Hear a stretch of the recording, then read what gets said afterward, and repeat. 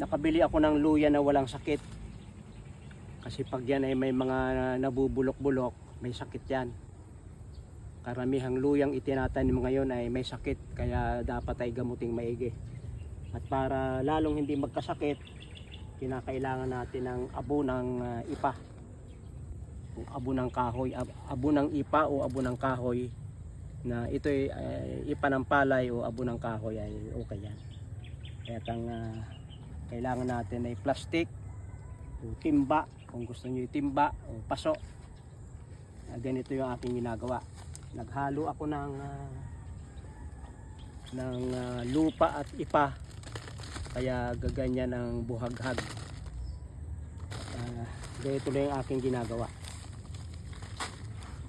Naglalagay ako ng kaunti, pagkatapos isang dakot na chicken manure,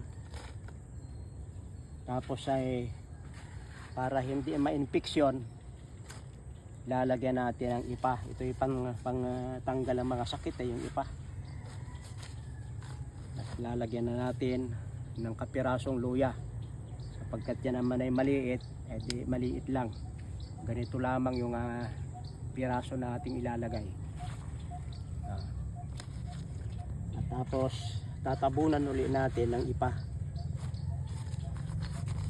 Pagkatapos ay lagyan na natin ng yung mix na lupa. At para hindi matuyo agad pag uminit, lalagyan natin ng dayami. Yung dayami nilalagay ko yung tinutubunan ng kabuti, oh. Ibig sabihin ay malambot na ito. Kusang tumutubo ang kabuting ganyan sa dayami. At ganyan natin.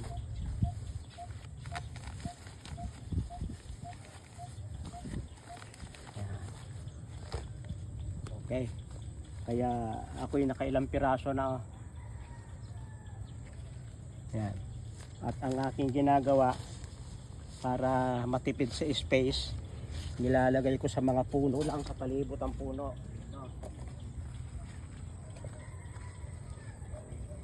Itong papaya, nilagyan ko ng 2, 4, 6, 8. Nilagyan ko na ng 8 plastic. At yan ay tataas naman rin papaya, sapagkat hindi ko ito kinapon, tataas yan. Ay hahabol naman yan ko na yan. Ang maganda sa plastic, pwede nyong ilipat. Pagka ayaw na ninyo dyan, gusto nyong ilipat sa bandaron, pwedeng ilipat. Yan ang paraan ng pagpaparami ng luya. Yung luya na walang sakit ay nasa binhi. Maraming salamat sa inyong pagsubaybay sa Natural Wellness. Si Pastor Vito.